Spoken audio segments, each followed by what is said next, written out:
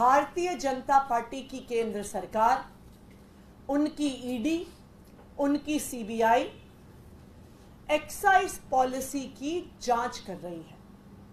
2 साल में सैकड़ों अफसर लगा दिए, हजारों रेड कर दी, लेकिन 1 रुपया भी इस केस में आम आदमी पार्टी के किसी भी नेता से नहीं मिला। फिर भी एक झूठा षड्यंत्र रचकर, एक फर्जी केस को बनाकर आम आदमी पार्टी के एक एक करके सभी नेताओं को गिरफ्तार किया जा रहा है। सत्येंद्र जैन जी को गिरफ्तार किया गया, मनीष सिसोदिया जी को गिरफ्तार किया गया, संजय सिंह जी को गिरफ्तार कर लिया गया, और जब फिर भी आम आदमी पार्टी को नहीं रोक पाए तो अरविंद केजरीवाल जी तक को गिरफ्तार कर लिया गया। जब से अरविंद केजरीवाल जी को ईडी के समन आने शुरू हुए, तब से पहले दिन से आम आदमी पार्टी ने खुलकर कहा कि ये अरविंद केजरीवाल जी को गिरफ्तार करने की साजिश है, कि उनको किसी जांच के लिए नहीं बुलाया जा रहा, उनको गिरफ्तार करने के लिए बुलाया जा रहा है। तब भारतीय जनता पार्टी के प्रवक्ता और सभी मीडिया चैनल के साथी हमसे पूछा करते थे कि जी ये तो एक समन है, आप कैसे कह सकते हैं कि गिरफ्तार हो जाएंगे? आपके पास इस बात का कोई प्रमाण नहीं है कि अरविंद केजरीवाल जी गिरफ्तार हो जाएंगे। जब अरविंद केजरीवाल जी को समन आने शुरू हुए तो आम आदमी पार्टी ने खुलकर कहा कि ये ईडी के समन नहीं है, ये भारतीय जनता पार्टी के समन है। फिर से भारतीय जनता पार्टी के प्रवक्ता टीवी पे आकर कहते थे कि नहीं जी, ईडी तो एक स्वतंत्र जांच एजेंसी है, हमारा तो इस जांच से, समन से कोई लेना देना ही नहीं है, ये तो आम आदमी पार्टी झूठ बोलती रहती है। लेकिन आज अमित शाह जी के एक इंटरव्यू ने भारतीय जनता पार्टी का पर्दाफाश कर दिया। अमित शाह जी ने खुद कह दिया कि भारतीय जनता पार्टी शासित केंद्र सरकार, उनकी इन्फोर्समेंट डायरेक्टोरेट का पहले दिन से इरादा था कि अरविंद केजरीवाल जी को गिरफ्तार किया जाए, अरविंद केजरीवाल जी को जेल में डाला जाए। अब मैं रिक्वेस्ट करूंगी हमारे साथी से कि वो अमित शाह जी का क्लिप प्ले करें, जो पूरे देश के सामने इस षड्यंत्र का पर्दाफाश कर देगा। अमित जी, एक सवाल और, इस चुनाव के पहले 2 सीएम जो है अरेस्ट हुए हैं। केजरीवाल जी अरेस्ट हुए, वो तो अभी भी मुख्यमंत्री हैं, हेमंत सोरेन जी भी अंदर हैं। तो आज सुप्रीम कोर्ट ने ईडी से टाइमिंग ऑफ अरेस्ट पर क्वेश्चन उठाया है, तो इसको आप कैसे देखते हैं?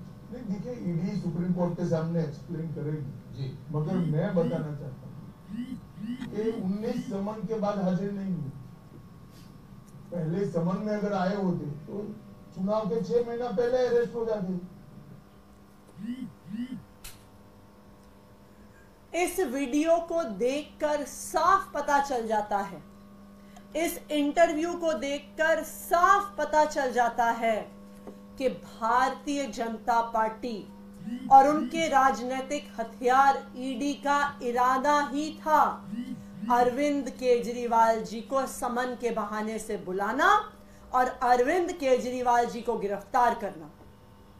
आज अमित शाह जी का ये बयान ये साफ कर देता है कि ये पूरा एक्साइज पॉलिसी का मैटर और जो उसकी जांच 2 साल से चल रही है, एक सोची समझी साजिश है, एक सोचा समझा षड्यंत्र है, आम आदमी पार्टी को परेशान करने के लिए, आम आदमी पार्टी के नेताओं को गिरफ्तार करने के लिए, अरविंद केजरीवाल जी को गिरफ्तार करने के लिए।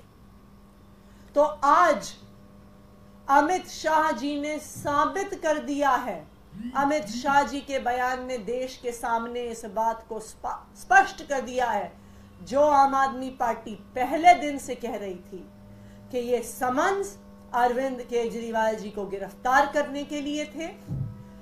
ये जो पूरा जांच है, ये सिर्फ एक षड्यंत्र है। और आज पूरे देश को भी ये पता चल गया है कि भारतीय जनता पार्टी को, प्रधानमंत्री नरेंद्र मोदी जी को, अमित शाह जी को अरविंद केजरीवाल जी से डर लगता है। अरविंद केजरीवाल जी के हमले से डर लगता है। अरविंद केजरीवाल जी जो भारतीय जनता पार्टी के 10 साल के कुशासन को एक्सपोज करते हैं, उससे डर लगता है। इसलिए उन्होंने ये षड्यंत्र रच के उनको जेल में डाल दिया। Thank you.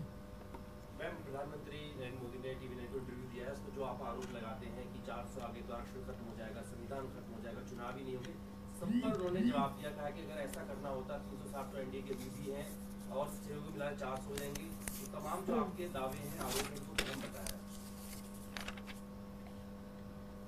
प्रधानमंत्री नरेंद्र मोदी जी इस बात का जवाब दें कि क्यों भारतीय जनता पार्टी से जो सारे जुड़े हुए संगठन हैं और जो सारे जुड़े हुए लोग हैं आरक्षण का विरोध करते हैं। मोदी जी मोहन भागवत जी के सालों से चलते आ रहे बयानों का जवाब दें कि वो आरक्षण खत्म करना चाहते हैं। मोदी जी के फॉर्मर एडवाइजर विवेक देबरॉय जो सालों तक मोदी जी के साथ काम करते रहे, लगातार बयान देते थे कि आरक्षण खत्म होना चाहिए। मोदी जी ये बताएं क्यों चाहिए उनको 400 सीटें, क्यों वो सिर्फ 272 सीटों की बात नहीं कर रहे, क्यों 400 सीटें चाहिए? क्योंकि उनको संविधान को बदलना है, क्योंकि उन्हें आरक्षण को खत्म करना है। मोदी जी जवाब दें कि जो उनके कैंडिडेट्स हैं, चाहे अयोध्या से लड़ रहे एमपी कैंडिडेट, चाहे अरुण गोविल, चाहे देश के अलग अलग हिस्सों से लड़ रहे उनके एमपी कैंडिडेट्स, क्यों कह रहे हैं कि 400 पार चाहिए? क्योंकि संविधान बदलना है। ये बिल्कुल साफ है कि भारतीय जनता पार्टी इस देश का संविधान बदलना चाहती है। भारतीय जनता पार्टी इस देश में चुनाव खत्म करना चाहती है और इसके ट्रेलर हम देख चुके हैं। हमने देखा है कि चंडीगढ़ में क्या हुआ, हमने देखा है कि किस तरह से दिल्ली में मेयर के चुनाव को ही खत्म कर दिया गया, हमने देखा है कि किस तरह से सूरत में, इंदौर में बिना चुनाव किए सामने वाले कैंडिडेट्स को डरा के धमका के उनके नॉमिनेशंस विड्रॉ करवाए जा रहे हैं।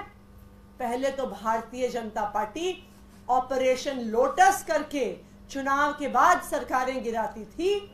अब भारतीय जनता पार्टी का ये नया स्वरूप है, नया षड्यंत्र है कि अब वो चुनाव होने ही नहीं देते।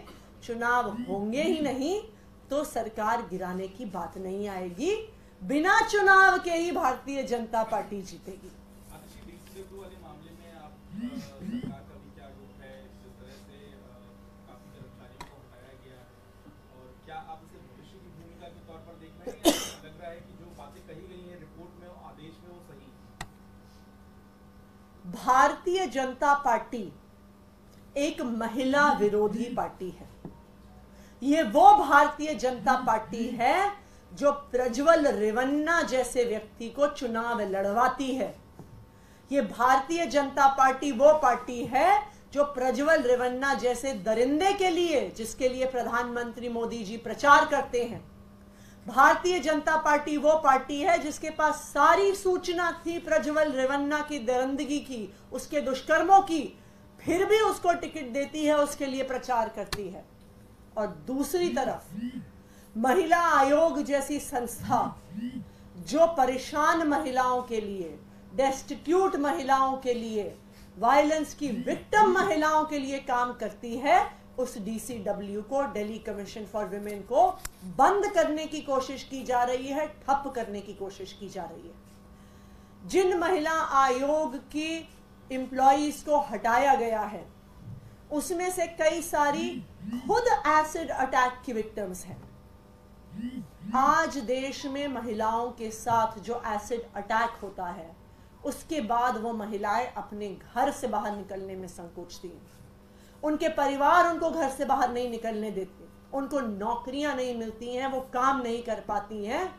ये दिल्ली कमीशन ऑफ विमेन और तब की उनकी अध्यक्षा स्वाति मालीवाल जी की पहल थी कि एसिड अटैक विक्टिम्स को, जो खुद दरिंदगी का शिकार रही हैं, उनको मौका दिया जाए, उनको काम दिया जाए कि वो और महिलाओं के लिए काम कर सकें। और ये बहुत शर्म की बात है कि भारतीय जनता पार्टी ने ऐसी महिलाओं को नौकरी से हटाया है। राहुल गांधी जो है वो रायबरेली से चुनाव लड़ रहे हैं, आप गठबंधन का हिस्सा हैं, और बीजेपी ये कह रही है कि पूरा जो विपक्ष है वो डरा हुआ है, इसलिए अपनी सीटें बदल कर और ऐसी जगहों से चुनाव लड़ रहा है ताकि एक स्केप रूट बन सके।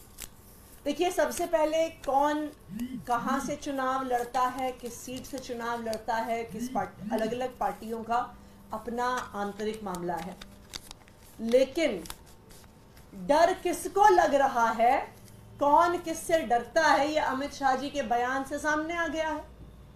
अमित शाह जी ने जब बयान दिया है कि अरविंद केजरीवाल जी को पहले समन के समय ही गिरफ्तार करने का इरादा था, तो ये बिल्कुल साफ है कि भारतीय जनता पार्टी को आम आदमी पार्टी से डर लगता है, भारतीय जनता पार्टी को इंडिया अलायंस से डर लगता है, और भारतीय जनता पार्टी को पता है कि वो इस बार चुनाव हारने वाले हैं।